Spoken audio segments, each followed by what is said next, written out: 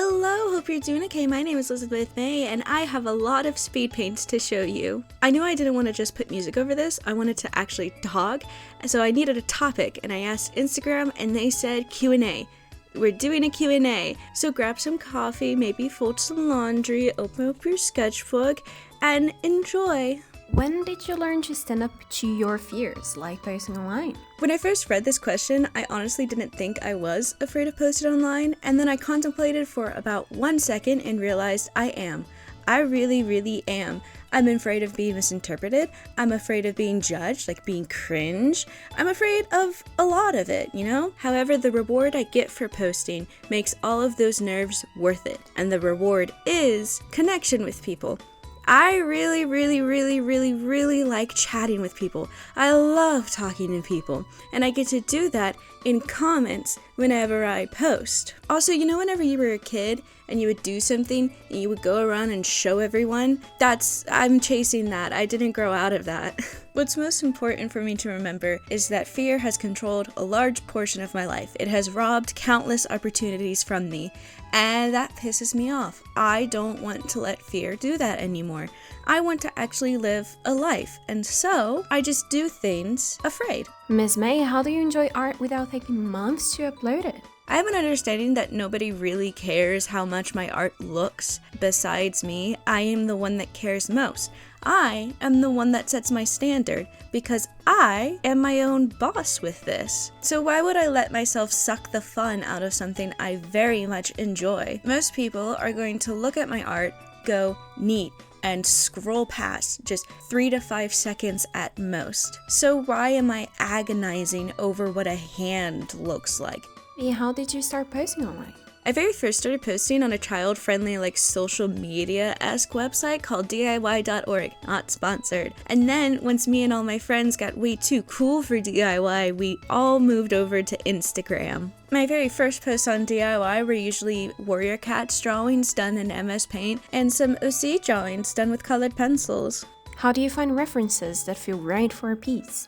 I don't really know how to explain it. It's kind of just like a sneeze, but in general, I'm not horribly picky with my references. I've drawn a lot in my life, so most of the time I'm able to take a reference that's close enough and then just kind of adjust it in real time as I'm drawing. Sometimes my references are used as inspiration, sometimes they're used to figure out what the fuck an arm looks like bent at this angle. Why are arms...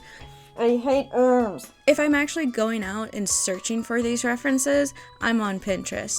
But I think an underrated tool is to just pay attention to the world around you. Whenever I'm out and about in real life, I look at how people move, how they act, how their body morphs and twists as they move and twist. I do the same thing on TikTok. If there's two people interacting, I look at how they interact. If there's a person sitting on a couch talking to me about their trauma, I'm looking at how their body rests on the couch and how the couch interacts with that. And if something kind of piques my interest or I think I might need it later, I just screenshot it and I put it in my big ass folder and I say, someday I might need to know what a waist looks like from this angle. How do you stay consistent with art? I may be the worst person to ask this to, not because I'm inconsistent, but because I've never struggled with inconsistency. So it's hard to advise how to fix something that I've never had to fix in myself, but I would dare advise that you should use habit building and positive association with art. Habit building means drawing even a little bit every day, and it doesn't have to be good or anything. It doesn't have to be studies or improvement. It just has to be drawing. And positive association means enjoying what you draw, not just the outcome, okay, the process too. I think a lot of artists underestimate how important it is to set up a good drawing experience for yourself. I personally don't want to draw if I need a shower or I'm hungry or my muscles are sore. The drawing's gonna turn out bad and I'm gonna have an awful experience. Let me give you an example. Which kid is more likely to stay consistent with their math homework? the kid who enjoys math and has good experiences with math, or the kid who stresses themselves out about their handwriting not being clean enough. If you apply the same logic to your art, it's a bit easier to navigate, and soon, with the power of habit building and positive association, you will have the urge to draw and you might not struggle with inconsistency as much. At least that's my advice. How do you draw when you're busy, burnout, art blocked, or lack motivation?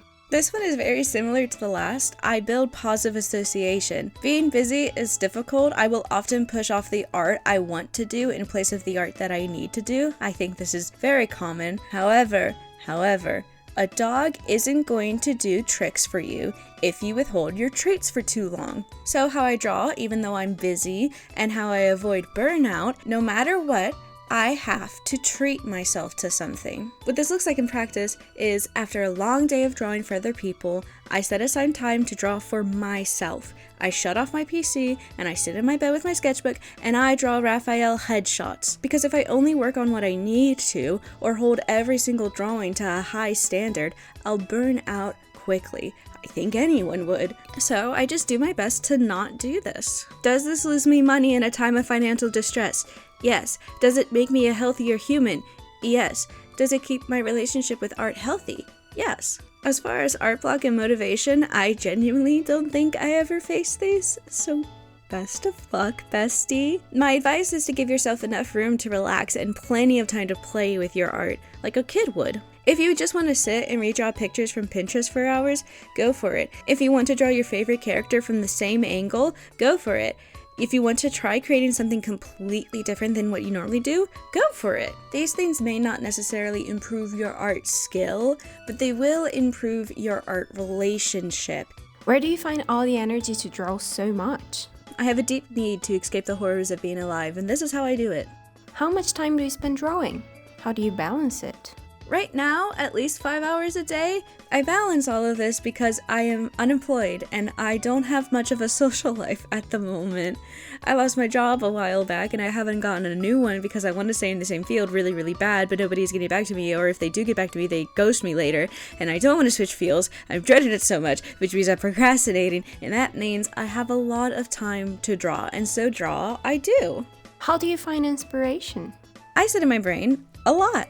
A lot. I daydream about funny scenarios I want to see a specific character in, or how they react to different situations, or what would need to happen, what would need to be said to make them say this specific line. I also pull a lot from my own life. This is especially true for my OCs. I may not be a huge lore person, but the lore and character arcs of my OCs do take heavily from my own self. Some comics I've made are actually rewrites or expansions of experiences that I've had. Some are also my dreams or ways for me to experiment safely with love. Some are the way that I want to treat somebody and the way that I want to be treated someday. Also a lot of Pinterest and TikTok, I'm not gonna lie. I browse constantly and just add things subconsciously to my visual library for later. What childhood series or game influenced your art? You're never gonna guess this? Phineas and Ferb. And My Little Pony. Of course, I outgrew those were from my childhood. But then I found Ruby, and that showed me what anime was. And I don't think I need to explain how that changed my art style anymore. Another huge inspiration for me is always the Legends of Zelda franchise, specifically Skyward Sword's collars and Twilight Princess's everything. What are your art style inspirations? Right now, Studio Trigger, Ranma, and All Saints Street. These are the shows that I always go back to and I always study if I feel like I'm a little bit rusty. I think once you see these art styles, that becomes very, very clear. But two massive inspirations for me are actually two other artists, Hushley and Issa. However, they are both 18 plus artists, okay? So we are going to be responsible. Look at me, we're going to be responsible. I'm trusting you to be responsible, to be reasonable, to be respectful. We are cool, we're cool, awesome. How do you make your comics so cute and cozy? I have a pure heart and a dirty mind. Have you ever thought of making longer stories? I've only ever daydreamed about it passively. I don't think I'm actually capable of making a series just because it takes a lot of work and a lot of planning, and oh my gosh, I really hate planning things. Who knows what the future holds, but right now I honestly can't see myself achieving that, or at least enjoying the process. What flavor would your art be? Your mom. Do you eat all your characters' noses? Oop, got your nose too. How long have you been drawing, and what motivated you to pursue it? I've been drawing for my whole life, but it's only recently that I started taking it really seriously, and I pursue it because at this current point in time, it is all I have. How did you learn what you preferred? Painted style versus chibis versus current style? I just sat with myself a lot and I play with art like a kid would. I experiment, I have fun, I draw whatever I feel like drawing in that moment. The rest just kind of figures itself out. Though my current art style is specifically designed to accommodate for my chronic hand pains.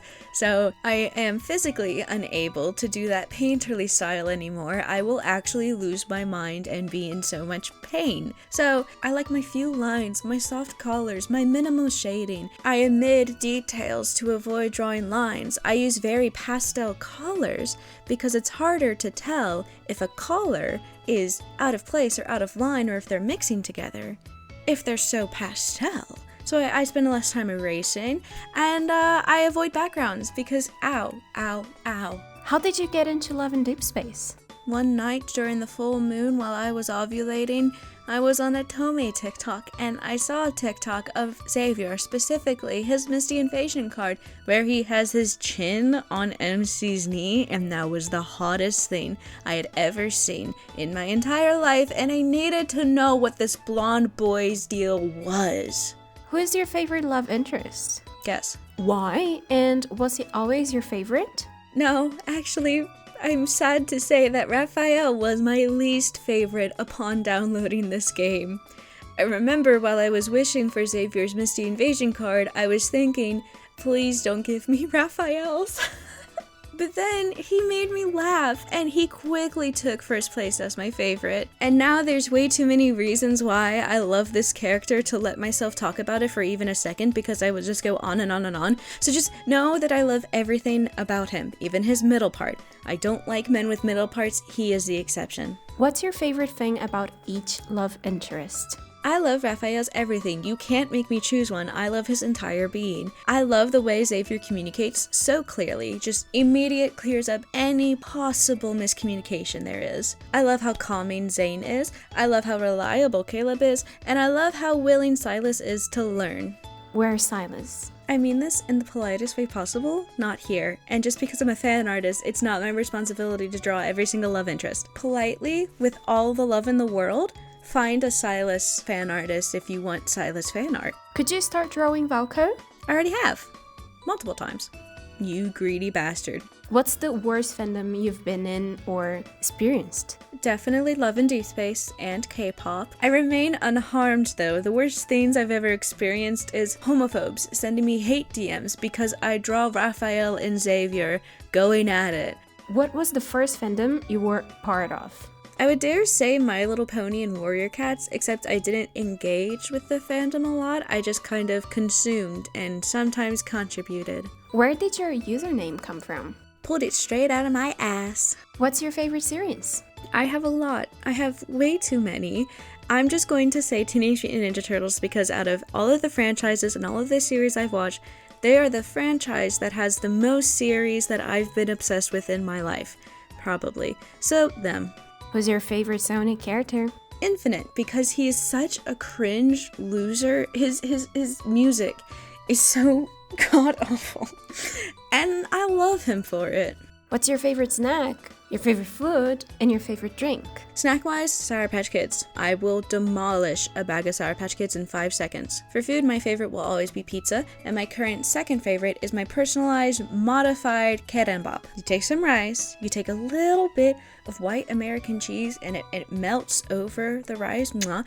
And then you have your egg in this specific brand of chili oil, and you make sure that the yolk of the egg is runny. It has to be as runny as possible. And then you take a scoop and you put that on a piece of seaweed and you shove it in your mouth, and oh my god, it's so good. My favorite drinks are coffee, water, and Dr. Pepper in that order.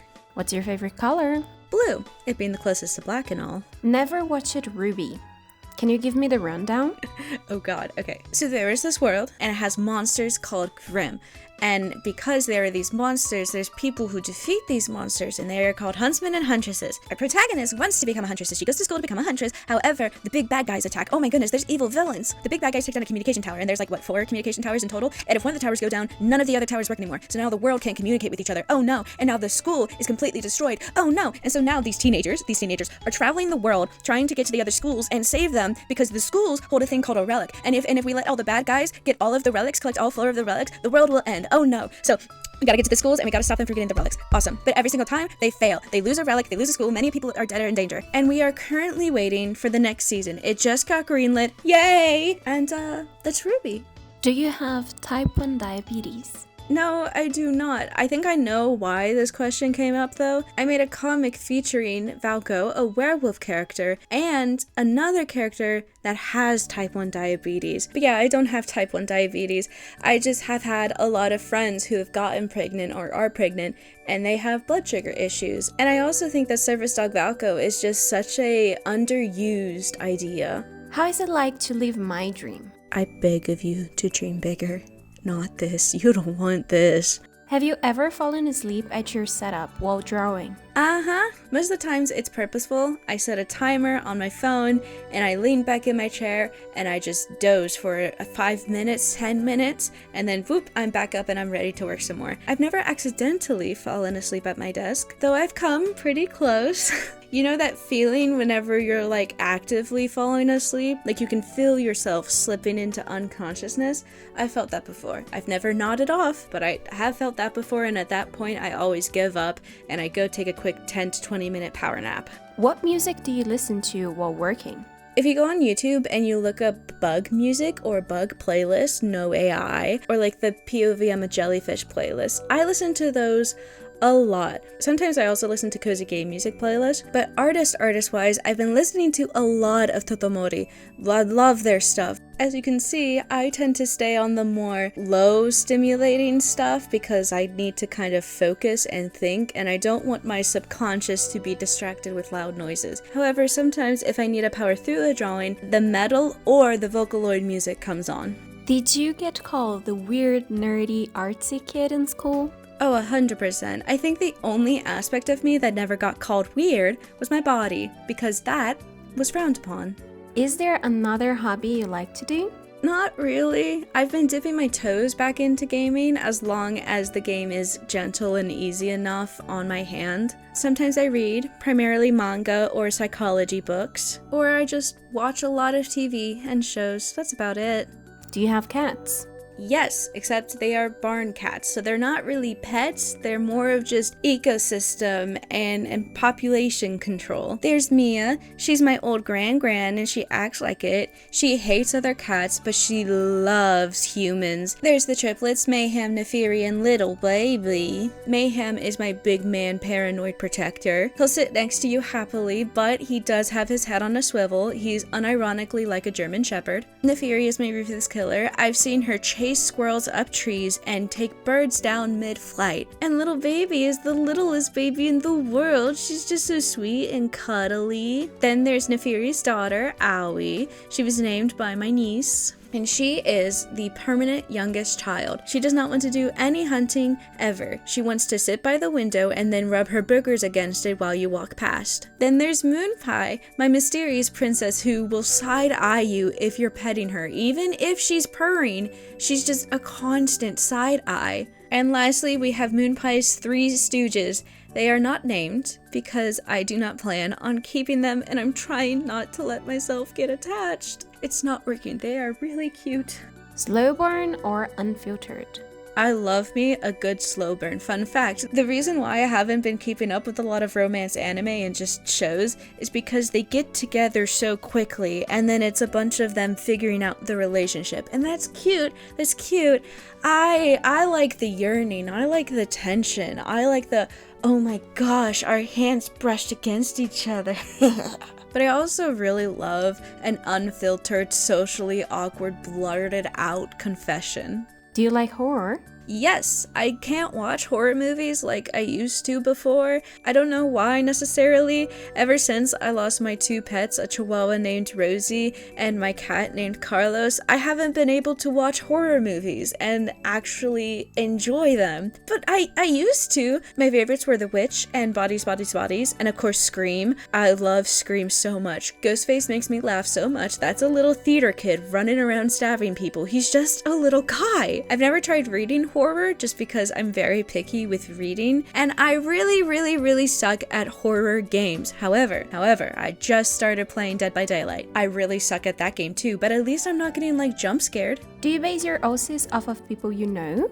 No, I don't base my OCs off of any of my friends or anyone I've ever met. I only base them off of things that I need for a story and or myself. What inspired your OCs? Many different things. Normally it's a song, trauma, something that's been on my mind recently, or there's some sort of character trait that I see in a piece of media and I go, oh my god, I need that. I need that on one of my babies. Do you self-insert or do you have OCs? I have OCs. The closest thing I have to self-inserts are 2 of my OCs, Lila and Aria. Lila is my fun, playful, childish side, and Aria is my detached, emotionally constipated, calm side. And if you put them together, you make me. So fun tidbit, if you ever see Lila or Aria in a comic, it probably means that that's how I would react in that situation. And or I just wanted it to feel a little bit more personal. Is Zombie Girl coming back? Yes, you know how every year Mariah Carey defrosts in December? Well, every year Zaddy defrosts in October. So Zombie Girl can actually mean 2 different girls because I have 2 zombie girls, but luckily for you, they are intertwined. Their names are Zaddy and Zieri. Zieri is madly in love with Zaddy and she is a pathetic loser, the most pathetic of losers ever. And Zaddy is oblivious and they were roommates. I've decided that all of the illustrations you see on my Instagram is Zaddy wanting to be a model and Zieri taking the pictures for her. Are you a K-pop stan? I used to be, not so much anymore. I just kind of passively listen to K-pop now. I know some groups, I don't know any of the members. I hate where the industry is going, and I hate its history so much, but sometimes they make good music that scratches an itch in my brain. Meow meow, meow, meow meow, meow meow meow meow. Aw, kitty. You are either hopelessly single or happily married. I am incredibly single because I have had such unfortunate luck with all departments. I don't like the majority of options that have ever been presented to me. There's always just something, like the way they get mad or the future that they have envisioned. Like there's just always something that goes, ooh. And if I look at the options around me, I have a sexist, I have a homophobe, I have a racist, and the times that I am actually interested in guy and I'm like, yeah, I could date him, it goes horribly wrong. My luck just shoots me in the face. The first time, I'm sat there talking with my friends on Mindplex, and I'm like, I have something really embarrassing to say. So we turn over to Skype. We switch over to Skype, and I tell them, I think I have a crush on Jay. They're like, oh my gosh, you should tell him. I'm like, yeah, I'm gonna tell him. And then I get a Skype message from my friend who is also friends with Jay, and she says, I have a crush on Jay. You kidding me? Awesome. Okay, you two should get together. You should tell him, girl. You should tell him. And then later, I'm at camp. I'm sitting with one of our mutual friends, and she tells me that Jay had a crush on me. But then other girl took my advice, told him that she has a crush on him, and so then they started dating. Damn it. The other time, I'm at this like mission work camp, right? I'm on this property, we're all separated into different groups, and my group is out there in the hot sun digging rocks out of the ground and planting grass. Awesome. Every day we all get together and we eat food in the common area, and every time we're in this common area, I'm sat there thinking, oh my goodness, I'm acting so weird around this guy. Like, I've always enjoyed hanging out with him and always wanted to hang out with him more than anyone else here, but like, this is so different. Like, I'm getting flustered. And then at one point he showed me how to make a hot chocolate, and it was so good. And for some reason, I went to bed that night and I was just thinking about it. So then, the next day, as I'm out there working in the field again, I have nothing to do but think. And boy, I think and I think and I think, and I realize I definitely have a crush on this guy. I have a crush on this guy. Lunch happens.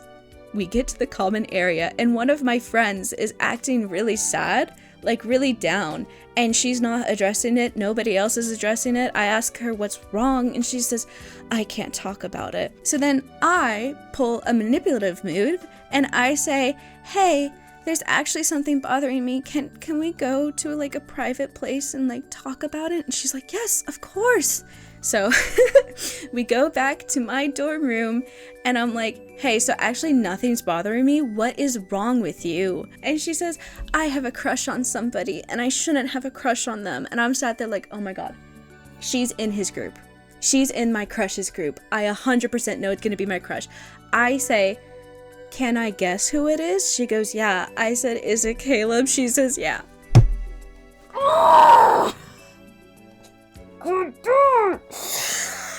Okay, awesome. Let's work through this together.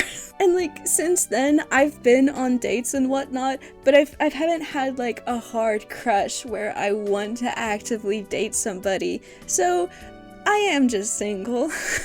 You smell bad, in a good way. Stinky. Thank you. It's the alpha pheromones.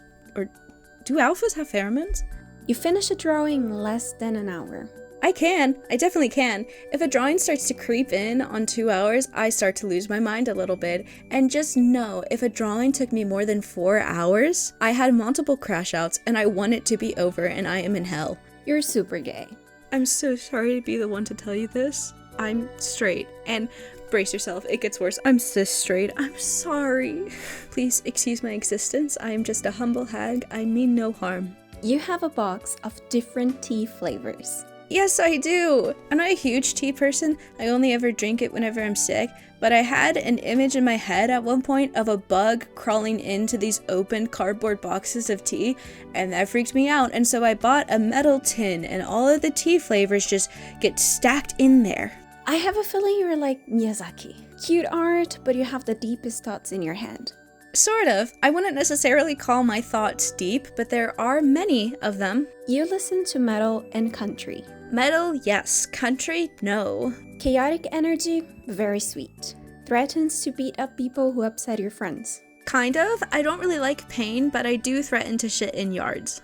You give off the vibe that you can speak multiple languages. I apologize, but no, I cannot. When I was younger, I used to understand a bit more PA Dutch, and at one point I started learning Korean, and at another point I was learning American Sign Language, but all of those skills have been so unpracticed that they essentially don't exist anymore. You mostly dress in black, and thus prefer it when it's not summer because of the temperature. I like the effect that black has on my complexion. However, I do still have some pops of color, mainly earthy tones, or what's the word, like natural, like tan like cream colored white, you know? However, I don't necessarily mind the summer. I like the t-shirts and the shorts that I have, so it's not a problem to me.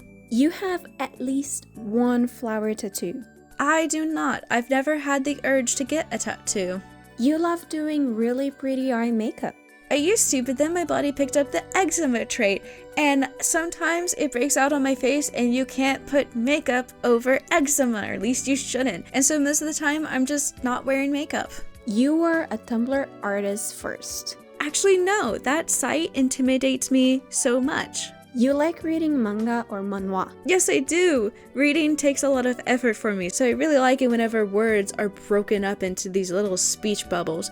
However, I am still incredibly picky about the manga and manhwa I spend time reading because reading does take effort. You're secretly a Caleb main, and don't draw him because you want him all to yourself. No, I don't draw him because he's not my main. You had a Mystic Messenger era. I had no business playing that game at that age. However, you best believe that 13-year-old me was waking up at 2 a.m. every single night. I have to text my boyfriends. Zen was my favorite, but then I unlocked 7's route and I never looked back. That is my husband. That is my husband. Fun fact, I've been loving this 6-7 trend because I just think of it as MC and 707. Like she was 606 and he was 707. So 6-7 is just them together and they're just sat next to each other. They're just little babies. You have a wall of stuffed animals. Yes, I do, and whenever I don't feel good, I take them all into the corner of my bed and I make a little nest, and then I lay in like the most circle-y shape a human can possibly circle in the middle of that nest until I feel better. You don't like hot drinks. Not true. I really like coffee to the point where I look forward to the day being over so I could go to sleep, wake up, and drink more coffee. It is currently 1:36 p.m. I want coffee because I've thought about it now. I really can't wait for it to be tomorrow so I can have more coffee.